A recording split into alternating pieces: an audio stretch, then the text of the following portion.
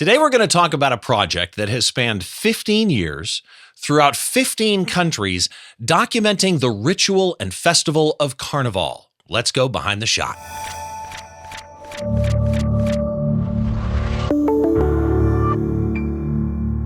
Hi, as always, welcome to Behind the Shot. I'm Steve Brazill. This is the show where we try and get inside the mind of a great photographer by taking a closer look behind one of their shots, from conception to completion, all the stories and challenges that happen in between. Basically, the idea is to try and better understand why a photographer made the choices that they did. As always, there is a blog post associated with this episode.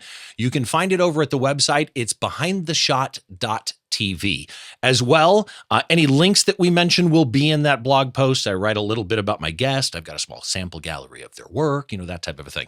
As well, if you are watching on YouTube, down below the like and subscribe button, you will find all the links we talk about. It's not the entire blog post there, but a lot of the stuff that we talk about will be there, anything that you're going to need. And by the way, for those of you that are on YouTube, a lot of people look at the poster and go, I just want to get to that. That's okay. I start my shows the same way every time, a little bit getting to know my guest. Like, why do you need to listen to this person? What are their credentials? What's their experience? Who are they? And then we get into dissecting the photograph. If you don't want to hear that part, there's timestamp chapter markers on YouTube. Jump to wherever you would like. Absolutely okay with that. So let's get started. Please welcome to the show editorial and documentary photographer Jason Gardner. Jason, how are you? Good, thanks. Thanks for having me on the show, Steve. Great to be here. It's nice to finally meet you. We have a mutual friend. That's how we got connected, Ian Spanier. Yes. Now, Yep. Ian's been my friend for many, many years. He's been on the show many, many times. How do you know Ian? I grew up with him since we knew each other since we were kids in the small town of Hastings-on-Hudson, where I am right now.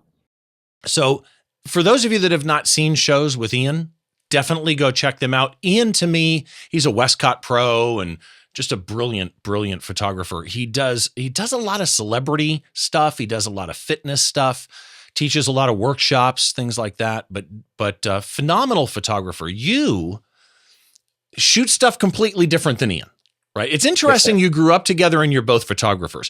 He does the fitness and celebrity portrait type stuff. On your website, you've got galleries for editorial and events and personalities and lifestyle. Plus, today we're going to talk more documentary type stuff. None of those connect, right? How do you, when somebody looks at you and says, oh, you're a photographer, what do you shoot? Does it take you 10 minutes or is there a summary version you've figured out? No, there's a through line insofar as, well, number one, one of my taglines is visual anthropology, which is kind of, we can talk about that a little bit later, but that connects a lot to the Carnival work. But the through line is interesting personalities and some sort of spirit behind every portrait that I make. Some event work and commercial work is what I do a lot to make money in this sort of crazy editorial world. But I do have a few different buckets of what I do professionally in photography. Yeah. But the through line is me and my vision. Even if I'm photographing a kind of corporate lawyer or whatever, I'll look for that one thing that I can remember them by and I can hopefully bring out in the photograph. You said something that was intriguing to me because it connects to what we're doing today. You said, I photograph the spirit of people. I'm paraphrasing. I can't remember the exact words you used. Yeah. Which is an interesting word choice, as you understand, because the topic we're going to get into today relates to your second book, which is We the Spirits. So as you're photographing people, we'll talk about the book here in just a second. Mm-hmm. But I want to dive into that. I want to kind of explore the idea of the spirit of somebody. How do you, as a photographer, people get in front of a camera, they're not comfortable. So when you're photographing that corporate lawyer or somebody from We the Spirits, how are you getting that spirit out of them? That's a good question. I think I approach that in a few different ways, and they may layer upon each other or they may be mutually exclusive.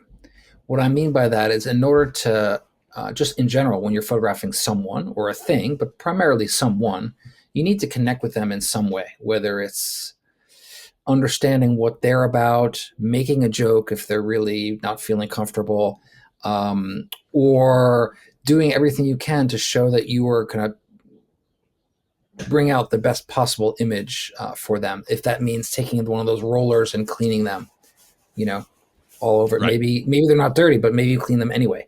You know, this is like small tricks in the corporate world, just to show that you're kind of invested in the best possible image for them in the time that we're together. For photographing Carnival things, it's slightly different because, in a way, often they're masked, so you're not really seeing the human behind it. And so you're trying to get the energy of what that costume represents. And so to some extent, it's falling in love with every costume and every sort of manifestation of these characters, and working with it to get the best possible angle and moving yourself and making yourself more flexible so they can stay where they are and you can get a great shot from that perspective. And sometimes if I'm photographing a big shot CEO and they have exactly 8.5 seconds, or a famous musician backstage and they don't have that very much time, and maybe their publicist told them we have to do this shot for this magazine, but they don't really care, is if you know you have a very short time, do a lot of research on the person. Find the 2 or 3 things that may not be obvious. I can think very directly, talking about music, when I was starting out in 2007, I had to photograph Manu Chao, who back then was not very well known in the United States. Now he's a lot bigger internationally. And the editor said, I don't know how much time you're going to get. He may come out in a clown suit and he may not even want to deal with it, but just go with it. And I did a lot of research. I'd actually seen him in Brazill a few years before. And true to form, I had about 2.5 minutes, and he came out. He was kind of like in space. He's like, what are we doing now? And the first thing I did to talk to him, I talked to him in Portuguese. I said, I saw you in Brazill 2 years ago. I know you played a great gig in Fortaleza. And he's like, oh, okay, you're cool. All right, where do you want me? So like I differentiated myself from a random photographer saying, oh, I need a shot, and then it was fine after that. Yeah, a great tip. And it's the same for anything you're photographing. If you know your subject, it makes life easier. I'm a music photographer as well. And so, knowing who it is, what makes them tick will change how you shoot them. But let's go to We the Spirits, because as I mentioned, the shot we're going to talk about today relates to the documentary work that we're going to talk about, relates to your second book, We the Spirits. And it's interesting too, because I said Carnival and you said Carnival. Is there an accepted pronunciation, or do both work? Carnival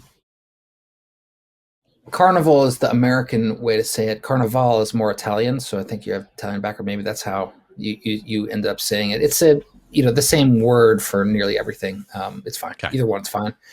In fact, the word carnival, just to set the tone, it's a little bit weirdly. What's the word? It's easy to photograph Carnival and difficult at the same time. What I mean by that is it's easy because the costumes are so beautiful, right? And they're very visual. But it's difficult because a lot of people photograph Carnival, right? And there's a lot of street photography of Carnival. And so it becomes, how do you differentiate yourself a little bit?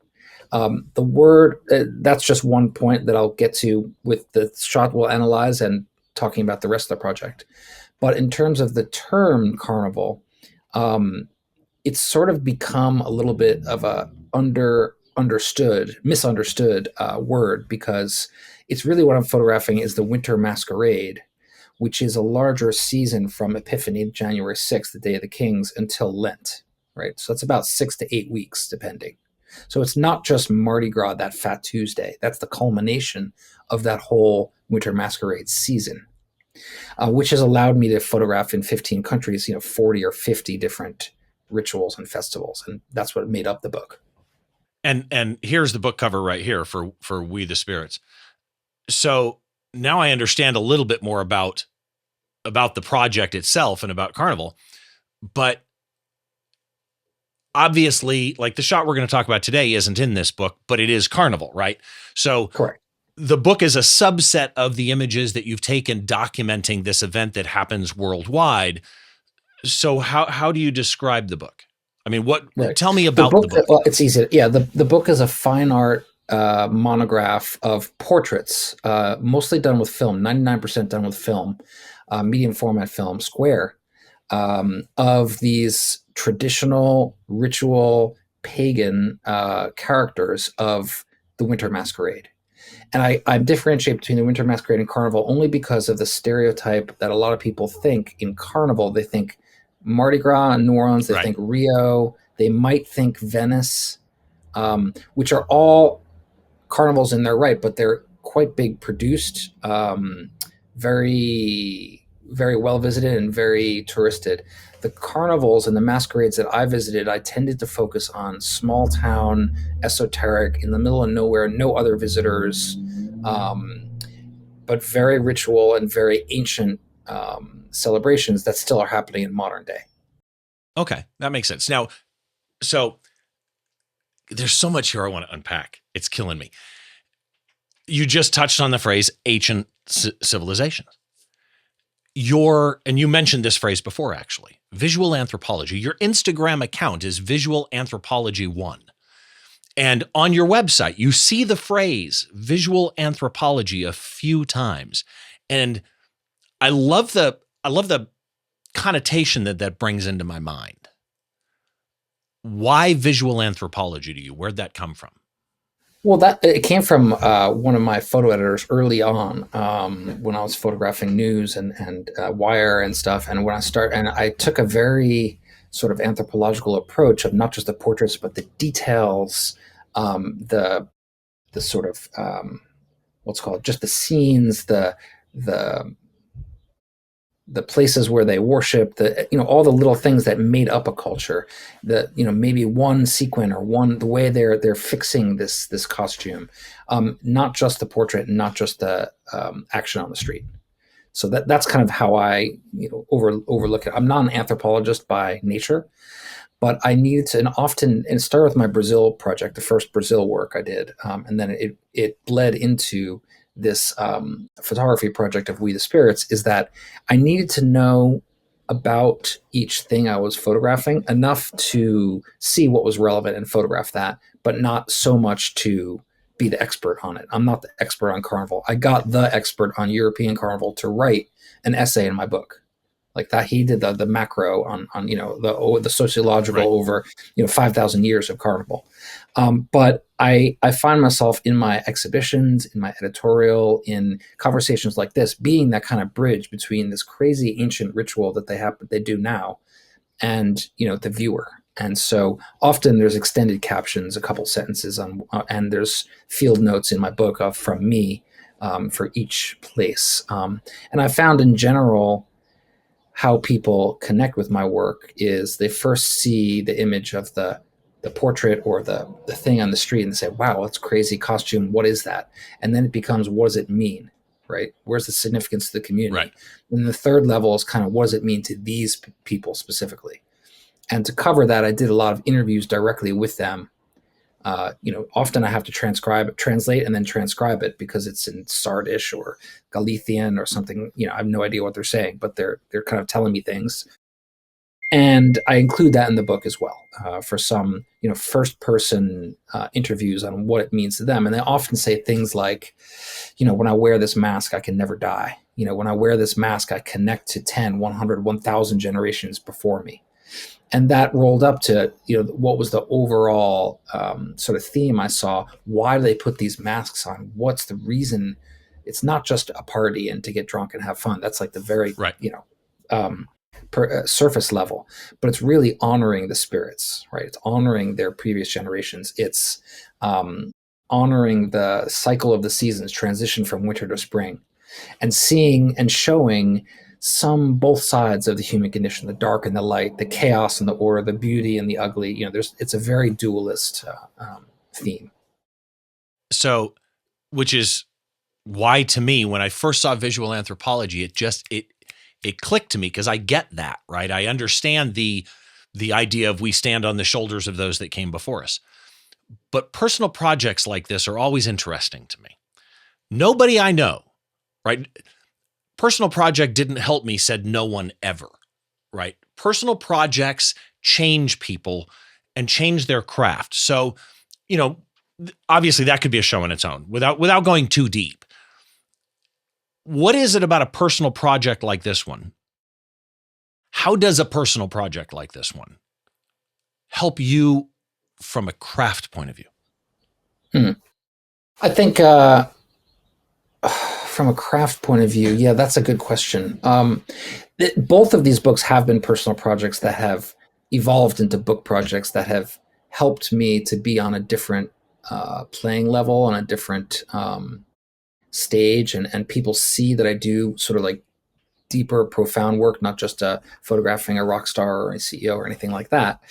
Um, how it's helped me from the craft is, you know, I think from book one to book two, this book has been shot, as I said, primarily on film, which is one way I've differentiate from the rest of the Carnival photographers out there in the clusters, kind of bang, bang, bang, bang, bang. Right. This is a Mamiya 6 rangefinder. It's very slow. And to some extent, I also follow the process of not ever interrupting the ritual, right? So I often go days before I talk with them and kind of set up and understand the day or the days that will unfold. And then I'm often photographing them right before they leave or right after they leave, right after they come back, right after they're finished, or Right. in a break. I say, let's go over here and we'll take literally 30 seconds and just go. But it's a slow process. So, we're gonna make everything right, and we're going to make sure the wall is beautiful and like throw away the garbage from here and like do all the little things to kind of prepare the scene and then put them in there. So how has it improved my craft? I mean, I think just because it's film and there's not a lot of room for error, I'm shooting on 100 ISO Pro via slide film. So the gamut there is like super tight in terms of stops, right? It's only one up or one down. You can't really mess up. I chose to keep all of it in a certain similar lighting and compositionally, while showing the environment of the place, not so many blank walls. I could have brought a seamless and 4 lights and an assistant, right, but it would be a different feel altogether. And that's what it kind of allowed me to sharpen and really get it down the sort of point of view to a certain way. And so go ahead. Yeah. No, I was just going to say, because looking at them for me from the outside in, they're very technical environmental portraits. Yeah. And that's what I think draws somebody into not just the costume. It draws them into everything the costume is about, because again, you're not in a studio with a seamless with, 4 different lights going off. It's much more, again, it's documentary to me. Yeah. And if you did with a seamless and lights, it would be all about the costume, not anything about the place. So it would just strip out that stuff. So I wanted that. I also don't shoot with lights, only with ambient light. So I tend to find a kind of shadier spot. But on purpose, I shoot with slide film because it's more saturated in terms of the color. But it's also in slightly lower light, in overcast light, it's a little grittier. Has a lot of grain, even though it's a slide film, for lack of a better word, and I feel like that all rolls up to me thinking about carnivals, for lack of a better word, in that it's largely an analog process, right? This is not something that you can really experience live streamed from your phone. You have to be there. You have to get dirty and smelly and uncomfortable. And so to some extent, I think some of that comes through with the choice of media and the sort of structure or the sort of technical stuff that I've chose to execute these images with. But the book is only portraits, and it comes from 15 years of traveling around. Every carnival, every masquerade that I have photographed, I've done photojournalism that allows me to sort of follow the parade, understand the points, and to learn about the ritual more. And that helped me also for the editorial side. But we made, my publisher and I, which is Gost Books in the UK, we made a very specific decision to do only portraits, because that is a little bit more, it's more focused and strong, and it's really for the fine art world. Okay. So, and a lot of your work has been displayed not just this work, but a lot of your work has been displayed in exhibitions and places. And I do want to mention that images from We the Spirits will be on display again, or on display now, actually, April 6th through May 19th. It's at Ted and Noon Studio, 45 Main Street, Hastings-on-Hudson, New York. Okay. That's in Westchester. It's an easy, for New Yorkers, it's an easy 45-minute Metro North train ride, and then it's 5 minutes from the studio, from the train station. Yeah. So if you're in that area, go see this exhibition, go see these things live. Before we get into the shot, a couple of things I want to note just for people. And that is, first of all, if you are listening on audio and you want to see the shot, head over to the website, behindtheshot.tv. Everything is there. All the links we mentioned, the picture we mentioned. I approach this show first and foremost as a podcast. And so it is available wherever you get your podcasts, in audio only format if you happen to be driving, or there is a separate feed for the video of the show. Also, of course, the video goes up on YouTube. So if you're on YouTube, head on down. If you like the show, if you like the content that I'm doing, hit like, hit subscribe, drop a comment if you want to.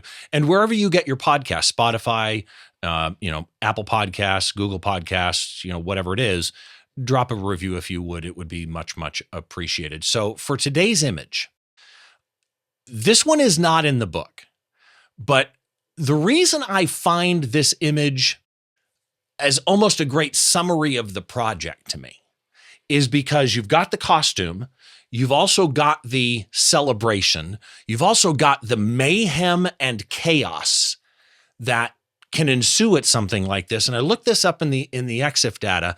The title of this is Burning the Mecco. Did I pronounce it right? Mecco? Yeah, MECO. Yep. Okay. Burning the Mecco is this shot. And again, looking it up, doing a little research on this shot, it's from Galicia and Troito. And I looked up the words. Galicia is an autonomous community in the northwest of Spain. And Troito is what Galicians call Carnival.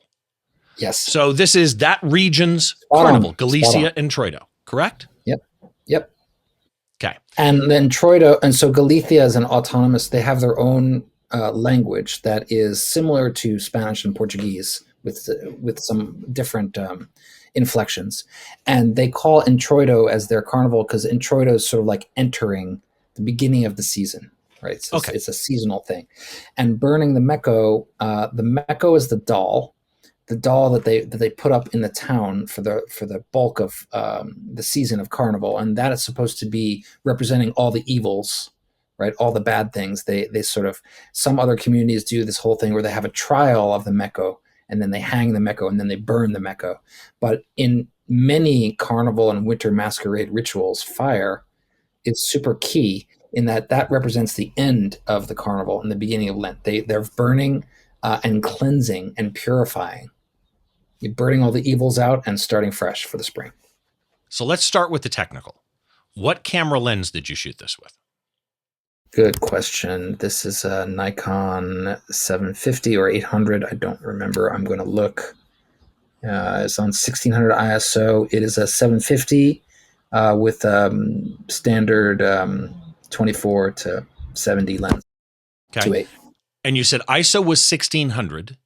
Yes. What's the rest of your exposure here? Shutter aperture. This is 1/60th, 1/80th at f5. Okay. So 1600 ISO, f5, 1/80th of a second. Manual mode, I'm assuming. White balance was, I'm guessing you probably normally just leave it on auto. You're shooting raw, I'm sure. It's definitely raw. I shoot 0 JPEGs ever in my career. Okay. So I don't know what the white balance was. I think it was probably on auto or later. So there's so many things I want to talk about on this shot. And I mentioned to you in the green room before we started recording that there's 2 or 3 things that I find captivating about this shot. I think this is such a quintessential shot for the type of subject that you're shooting. So for those of you on the audio feed, there is no way in hell that I can completely describe this shot. I would be here for an hour, right? Pointing out all the little intricate details, but I'm going to try and paint a picture in your head for the audio feed people, and we'll see how far I get with this. Imagine an old Frankenstein-like movie where the villagers go out and go after the monster with burning pitchforks. That's the feeling that you get here. You have villagers holding these long wooden poles that are covered in straw, and the ends of the pole are on fire. And I don't mean like, okay, it's a sparkler. No, I'm talking fire. Yeah. A lot of fire, a lot of smoke and sparks. And what I love about this, I'm going to draw on this as I do it because I think it'll make more sense. The poles make center frame, actually a little left of center. The poles make this perfect leading line pyramid shape to the person, not person, but to the entity that they are burning with all of this flame. And when I say entity, here's what I mean. At the end of the poles, there is a straw man. He's wearing, I'm talking man. He's wearing a suit and tie, a white shirt, gloves. He's even got boots on, completely engulfed in flames. I will tell you, when I went through your website, I instantly wanted to talk about this shot. And then after we picked it, I started second guessing it because part of me was afraid that people would see it, not realize that this guy looks so real that people would think it was troubling, right? And not realize that, that this was a show and that this was not a real person. So picture that in your head if you're driving. That does make it striking, that just feels like a human. If you don't look at the face, you don't know it's not. I've got a few comments, but yeah, you finished the analysis, and I'll add in a couple. Okay, perfect. For you. So in the back right corner, through smoke, you see villagers. Bottom right corner, you see more villagers. And bottom right corner, they're not distant. The depth of field isn't affecting them. They're completely clear. There's even one person there holding a camera. And what strikes me most about this is to me what makes this shot. The color temperatures. Around the fire is gold. It's very, very warm, right? The mid frame shows people further away, and that's in a cooler blue tone away from the fire in the distance.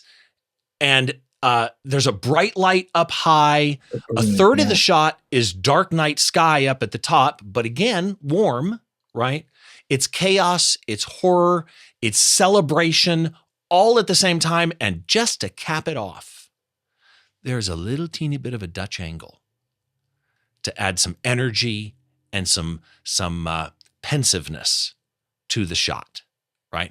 But the color temperatures, the fact that there's smoke coming across the top right-hand side, and there's this little teeny window that you see blurred in the distance from depth of field, people in the back that are a completely different color temperature. That to me makes this shot. Did I miss anything? No, you got a lot of that stuff. In fact, you picked up a couple things that I didn't realize about it, so that's always cool. One of my favorite aspect, the thing that made me make this a select, is if you look at his ankle, all the way in there, you can see that his foot is burning off. It's like literally about to come off, and also the angle of his whole body, and he's got this tie, and he's got this lapel of a magnolia or some sort of carnation on the lapel.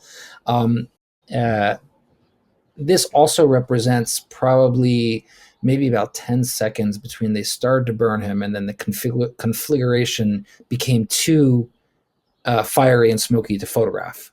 And so, looking at the frames before and after, that was the shot of being able to see it in just the transition point between still being kind of human-like and consumed with flames.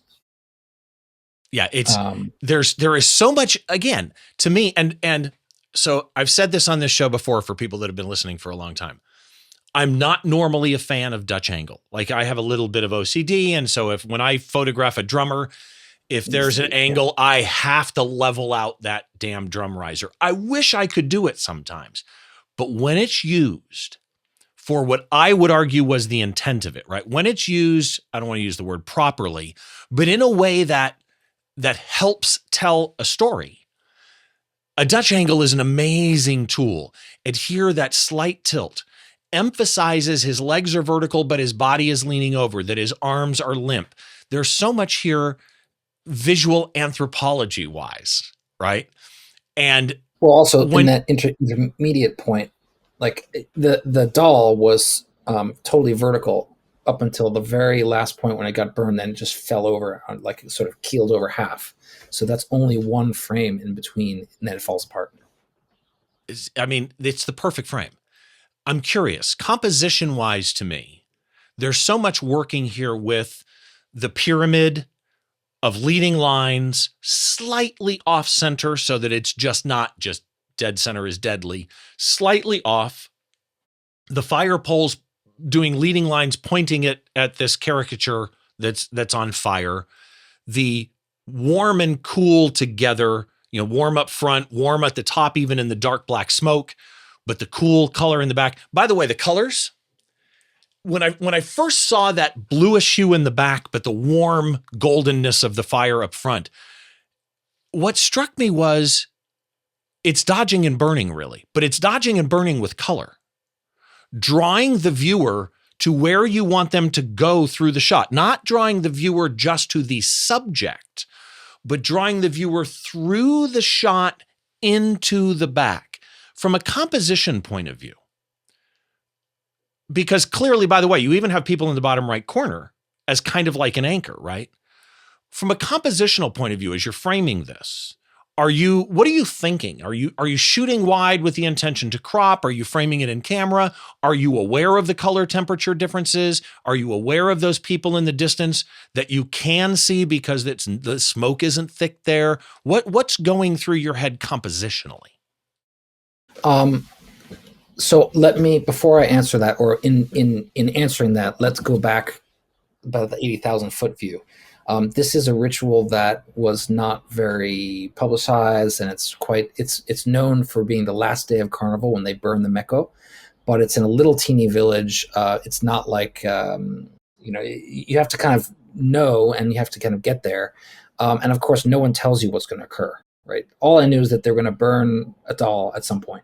And so there was a procession of the doll carried on someone's head, and they had these fires in the procession, not burning him, but like sort of tiki torches. And then at some point it got to this point and they all started torching it, and people were walking around a circle. So in order for me to actually photograph, I need to walk around the circle with them.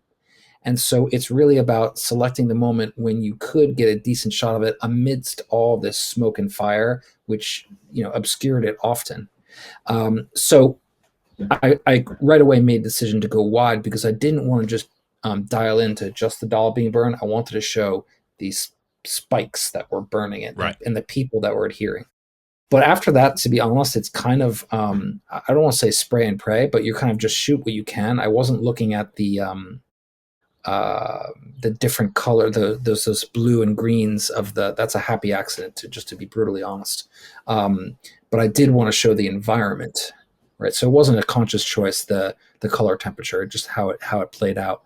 But that came out in the edit, looking at it afterwards, you're like, oh wow, there's this other thing, and that shows me that. But in the shooting process, I knew I wanted to go wide. I didn't think about the Dutch angle. I just wanted to get it at a, sort of bizarre,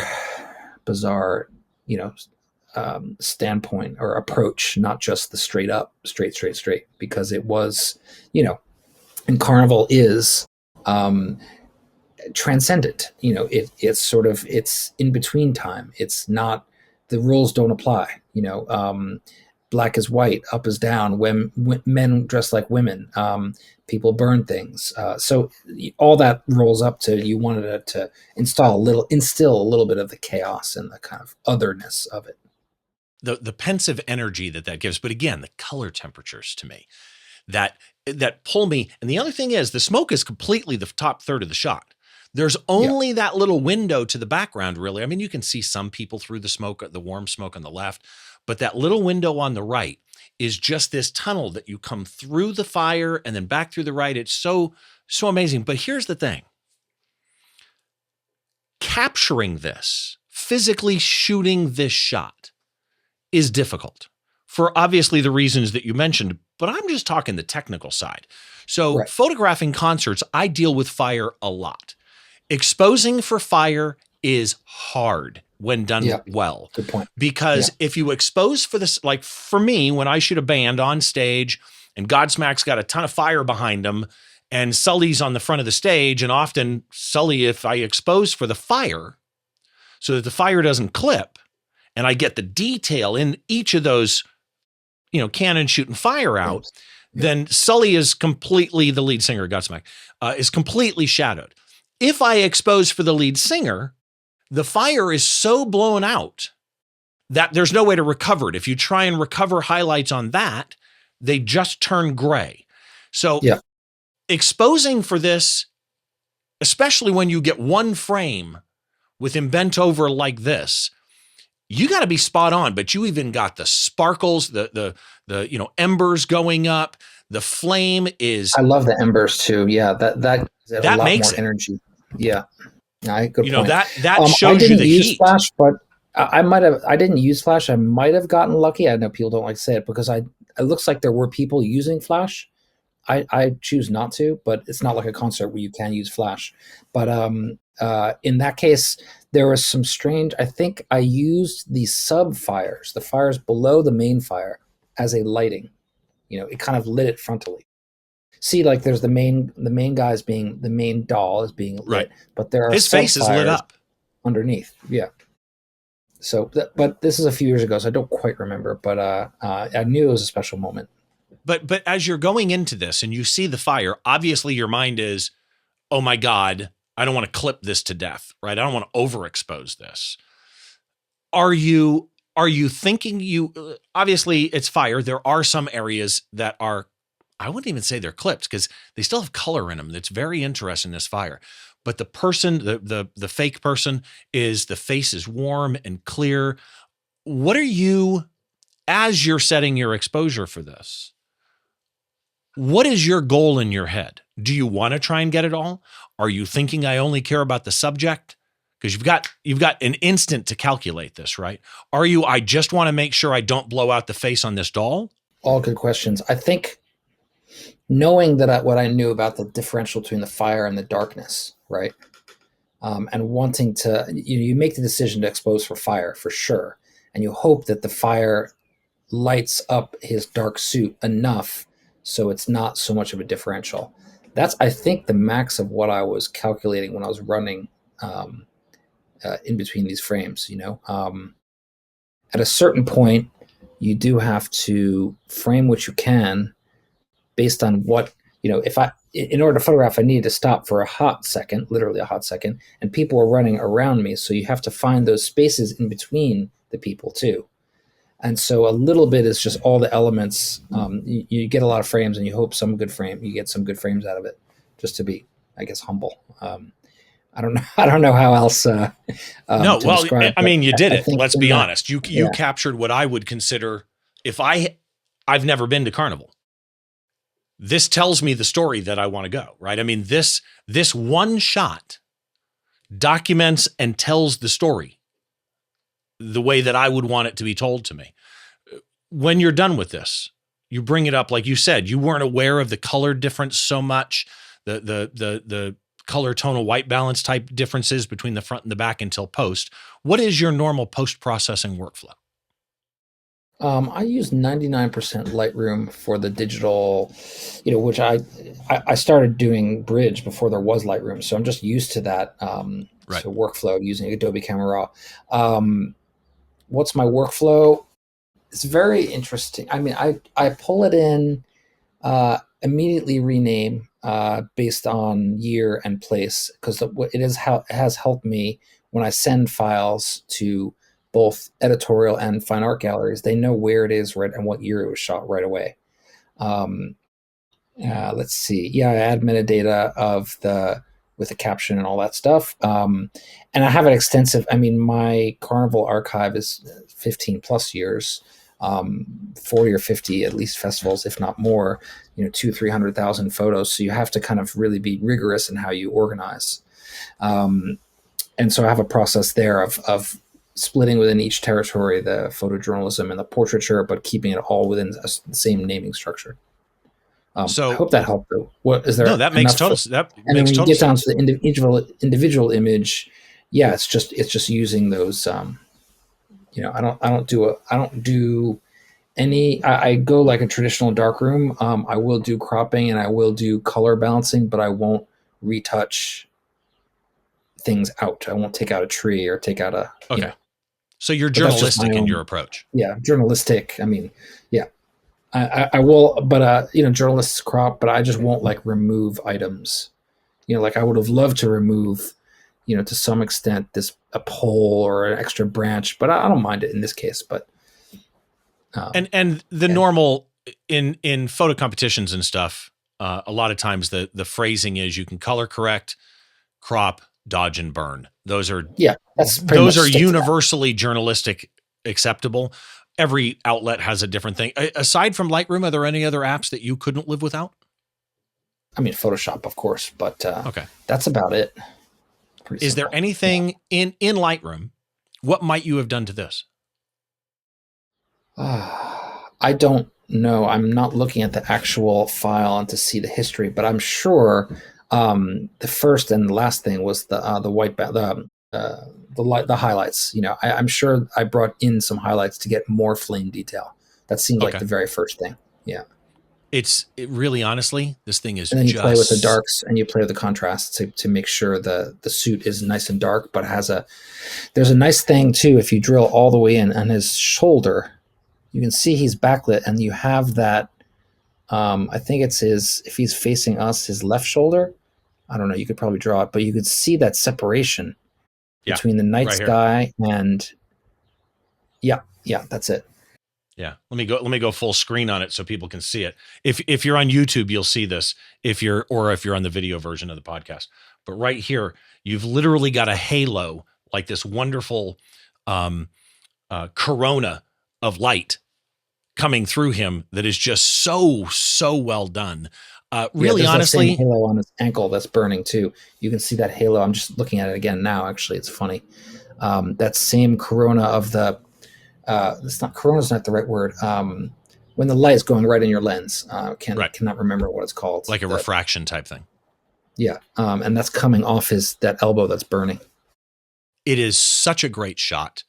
And again, for me, it's the compositional structure that pyramid is slightly left of center to allow for that.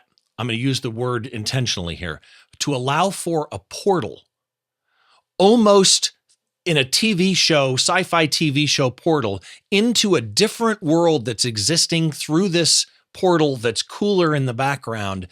This shot is just so damn good.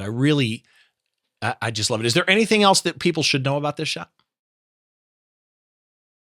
I think the only other thing to know more ethnographically is that, again, fire is an important part of a lot of end of carnivals, and on the very traditional ones, sometimes it's like a Wicker Man type 20-foot high doll that's just burned like from the ground up. Sometimes it's just a certain character that represents all the evils. But this I often end like my photojournalism slideshow with this type of image because that's a good ending. It's the sort of demarcates the end of the festivities.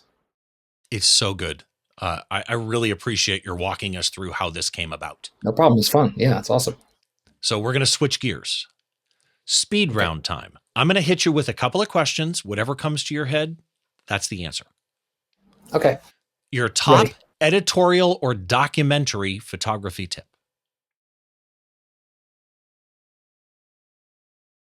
Top editorial and documentary tip. Do the research. Know what you're do. Know what. The more research you can do in advance for getting in whatever situation, the farther along you will be in photographing anything. Top lifestyle photography tip, and I include this one because, folks, you need to go look at his portfolio. Your lifestyle work is fantastic. Top lifestyle photography tip. I would say I don't really. No one's really asked me that in that way. So you threw me a curveball there, but I like it. I mean, lifestyle to me is more about the vibe, right? And I say that's so general. What does that mean? That means capturing and also understanding, the environment, the what's going on, and what feeling you're trying to convey. And I could even port that over to from lifestyle to music portraiture, which I know, Steve, you're an acclaimed music photographer. I don't do a lot of live like you do. I don't know how you do that. But when I do Okay, first of music all, photography, you use the word acclaimed, which is completely wrong, but I'll take it. Anyway, go ahead. I'm sorry. you know, when I photograph musicians, yes, you want to make a good technical portrait, but you want to show the vibe, the lifestyle, what they're trying to. You want them to connect them with their audience, right? And so I'm always asking musicians and my portrait clients, you know, I photograph the why, not the what. Like, what are you trying to say, and why are you? Why would they be interested in you as an artist and a musician? And often they can't answer that directly. And I say things like, well, are we talking gritty? Are we talking clean? Are we talking urban? Are we talking rural? Are we talking, Right. with the words to get around, to get to what they're thinking, and that all goes to the vibe and the lifestyle. And then it comes down to, and I think this is more of a tip for when you're trying to create images for a client, not necessarily for the photojournalism, capturing the scene of the thing, and not necessarily, and it may go into the editorial, but it's kind of like, and when I ask musicians, they often are like, I don't know, I just want something cool. Okay, well, what does that mean to you? I have to get Right. in their head. And so sometimes I say, just send me 10 photos that you like, 10 portraits you like, not, and maybe why, or 10 photos that you don't like. Gets me an idea of the vibe of where they're going. And some of them couldn't even do that because they're like, I'm just looking through magazines, I don't understand. Then I said, okay, send me 5 album covers you like. And they sent that to me in about 8 seconds because that's the Yeah. language that they speak. So maybe distilling that advice is, get the vibe for lifestyle, and then understand what language your subjects or your client or the environment will be speaking, and speak that language, And by or the at least way, understand it. if anybody thinks in album covers, which I grew up with physical albums, right? I'm older, and so I had vinyl, right? The documentary Hypnosis, Squaring the Circle, is phenomenal if anybody is looking for a good documentary to watch. Next question. Biggest photo mistake you made or almost made? Biggest photo mistake. I think the Photography biggest related. photo mistake. Yeah, I could, even thinking about this project, We the Spirits, was in the beginning, in starting it, not taking enough notes as to where this was and what it meant and what's the name of that character. In the beginning, I shot the character. I was like, oh, beautiful. Next, and then I found myself, I went through the pain of when I was doing the book, and it was a very structured way. I had to go back to people in the community and say, okay, that I shot 8 years ago. What was the name of that character? And what does it mean? And there's double work and a little painful. So it's probably and it was a good learning for the next project. I definitely will not be as cavalier in the beginning as towards getting notes and seeing where it all fits together. Favorite composition rule if you have one?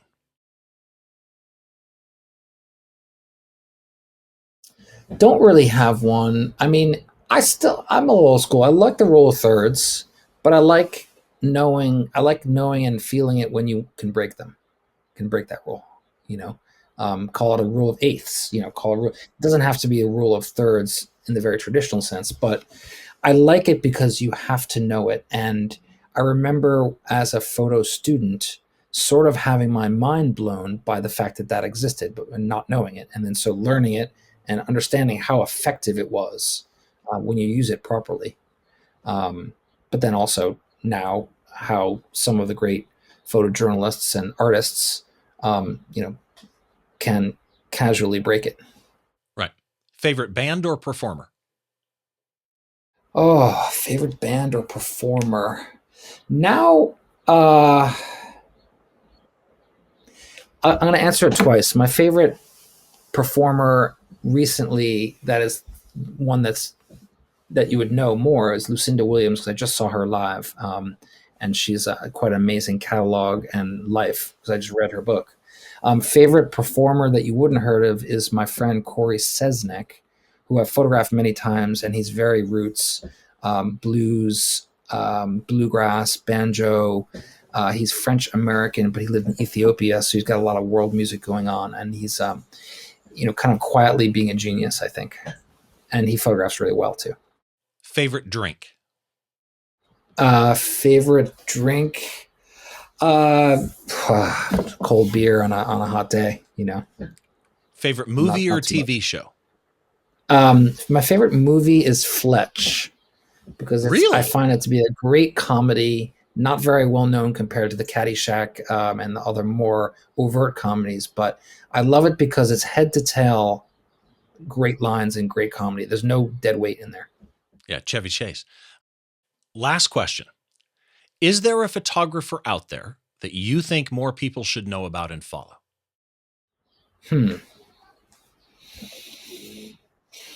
I mean, yeah, there's a lot. There's a lot. If you're interested in more of the culture, Roberto de la Torre is doing amazing work. He's doing similar work what I'm doing, but only in Galicia and deep, deep, deep. He's from there. He's done 10, 15 years of just one place, one area. And he does phenomenal work. Also film, Hassie. And he's a really nice guy. So yeah, that would be the one photographer off the top of my head who no one knows about and should. So I will include links to him and everything else that we've talked about in the show notes at behindtheshot.tv, in the show notes on YouTube, down below the like and subscribe button. Jason, if people want to connect with you, and those of you that have been watching on video, I've been putting lower thirds up on the video with, Jason's Instagram and Facebook and Twitter/X and LinkedIn and his website and everything. But for those on the audio feed, the easiest thing is to go to your website. Tell us, what your website is and where people can see more of you. My website is jasongardner.net, actually. And that's where you could order the book or prints or whatever from me. The Instagram is at Visual Anthropology 1, the number 1. And those are the two best places to get in touch. I'm on Facebook and X, less X than Facebook, but for sure. You can also email me if you like. I'm not afraid of email. Jason@jasongardner.net. Not a problem. Again, I thank you so much for doing this. And by the way, if Ian Spanier is watching, Ian, thank you for connecting us. I got to get that out there first. But Jason, I really appreciate your taking the time to share your process. Yeah, it was really great. And I appreciate you asking the questions that I have not gotten before, and also discussing an image that I don't normally discuss, because a lot of them are the portraits are the ones from the book that get the main views. It's been a fascinating, just to sum, the reaction of the public to my work, because it just came out in Europe in December and February of this year, around Carnival time, and Wall Street Journal covered it and got a whole big, splash. But I find it interesting that people who I've never met before are ordering the book and connecting with the work. Largely a lot of people who have been to a carnival before, but also people who are just interested in folklore and theater and puppetry. It kind of crosses over to a lot of different kind of worlds. Well, again, your work's amazing. And those of you that are watching the show or listening to the show, this shot's fantastic. The shots that are in the book are absolutely fantastic. When you're out, in the field shooting, I do want to show a couple of real quick behind the scenes. I meant to show these earlier and I didn't bring them up. But oh yeah, that's fine. Yeah. Where is this one at? This is in Germany, last year actually. And it's an interesting, because this is a small village that's reinventing, or they're renewing their carnival traditions. These were hundreds of years old, and then in the 50s they stopped, and then or up until the 50s they had stopped for like 100 years, and they recently, the last 30 years, have been like reinventing and bringing it back. And so that was kind of a different story there. But this is in the middle of, and this is Slovenia, the second one. And this is a hen. It's called a kurika, and traditionally it goes from house to house asking for eggs for good luck. So eggs, of course, are renewal, fertility, and they're oval, so it's infinity. And then, of course, the book We the Spirits. You can get that through Jason's website. Jason, again, thank you so much for your time, man. I really appreciate it. No problem. It was really fun. Thanks, Steve. Reminder that all the links we talked about, a small bit that I wrote about Jason, sample gallery of his work, those are all at the website. All you got to do is go to behindtheshot.tv. If you want to find me, it's at Steve Brazill, like the country Brazil, anywhere on social media. stevebrazill.com is where you can go. But I'm on X, I'm on Mastodon, I'm on X, Twitter, Blue Sky, Instagram is all at Steve Brazill. Or for the podcast, it's at Behind the Shot TV everywhere, except YouTube. It's just Behind the Shot. So you can go check it out on YouTube as well if you want to. To you, as always, thank you so much for watching. If you do like what you're seeing, hit the like and subscribe button on YouTube, wherever you're getting it as a podcast. Take a second, if you would, drop a review. 5 stars would be preferable, but, be honest, be you, be whatever you need to be. I appreciate it. And again, make sure you join us next time as we try and get inside the mind of a great photographer by taking a closer look behind the shot.